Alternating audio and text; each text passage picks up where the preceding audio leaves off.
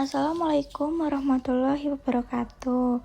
Pada kesempatan kali ini, saya akan mempresentasikan makalah saya yang berjudul Dinamika Self-Disclosure pada Remaja Meliputi Penyebab, Perilaku, dan Dampak. Topik ini membahas bagaimana remaja mengungkapkan diri, faktor yang mempengaruhinya, serta dampak positif dan negatif yang muncul khususnya di era media sosial saat ini. Masa remaja merupakan fase transisi yang penting, yang ditandai dengan pencarian identitas diri dan perluasan hubungan sosial. Dalam proses ini, self-disclosure atau keterbukaan diri memegang peran penting karena berkaitan dengan pembentukan identitas, relasi interpersonal, dan kesejahteraan psikologis remaja. Fenomena self-disclosure pada remaja mengalami perubahan yang signifikan seiring dengan perkembangan teknologi.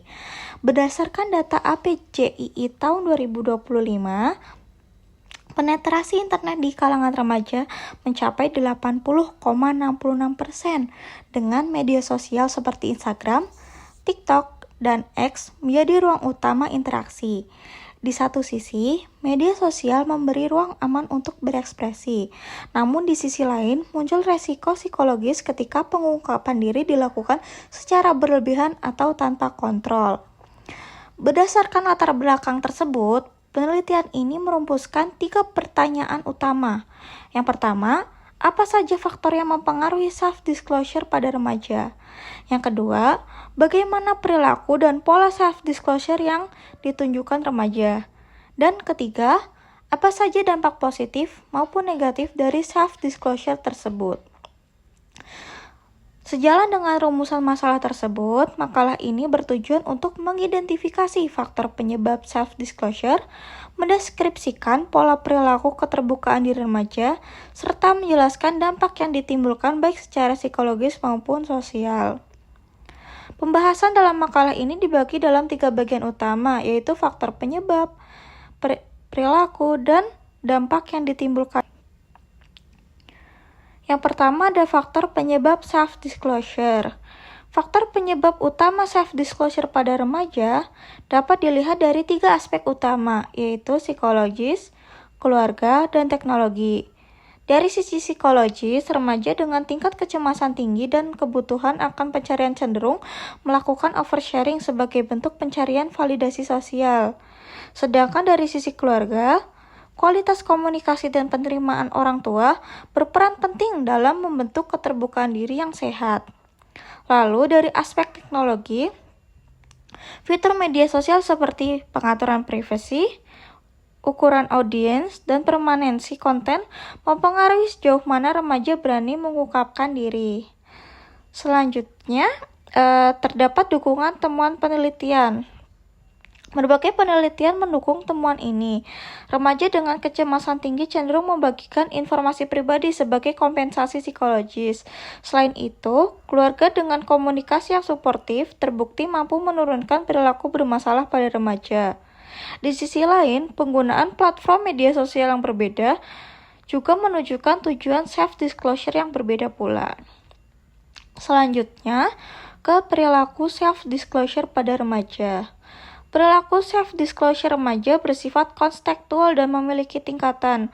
Ada remaja yang bersikap pasif, yaitu hanya mengapati tanpa banyak berbagi. Lalu ada yang aktif namun selektif, kelompok yang sangat aktif dan terbuka dalam mengekspresikan emosi positif maupun negatif.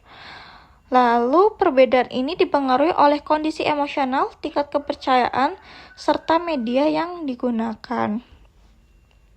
Setiap platform media sosial memiliki fungsi berbeda dalam self-disclosure. Instagram digunakan untuk ekspresi visual dan pembentukan citra diri. TikTok sebagai ruang kreatif dan ekspresif, sedangkan X sering dianggap sebagai ruang yang lebih aman untuk mengungkapkan identitas sensitif. Hal ini menunjukkan bahwa media sosial tidak hanya menjadi sarana komunikasi, tapi juga sebagai ruang psikologis bagi remaja.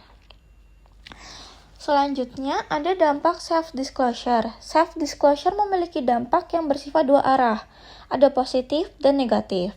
Secara positif, keterbukaan diri yang adaptif dapat meningkatkan kualitas hubungan interpersonal, memperkuat dukungan sosial, meningkatkan kepercayaan diri, serta membantu eksplorasi identitas.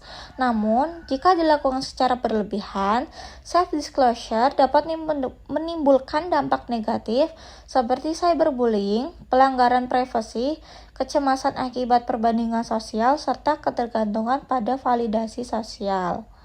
Dari pembahasan tersebut, dapat disimpulkan bahwa self-disclosure pada remaja dipengaruhi oleh faktor psikologis, keluarga, dan teknologi. Perilakunya bersifat kontekstual, di mana cenderung lebih tertutup secara langsung tapi lebih terbuka di ruang online. Dampaknya pun gak hanya satu, melainkan punya manfaat sekaligus resiko yang jika tidak dikelola dengan baik akan bermasalah bagi remaja. Penelitian ini selanjutnya diharapkan dapat menggunakan pendekatan yang empiris serta mengembangkan rekomendasi praktis agar remaja mampu mengelola self-disclosure secara sehat, bertanggung jawab, baik di lingkungan offline maupun online. Demikian pemaparan yang dapat saya sampaikan. Terima kasih atas perhatiannya. Mohon maaf apabila ada kesalahan. Wassalamualaikum warahmatullahi wabarakatuh.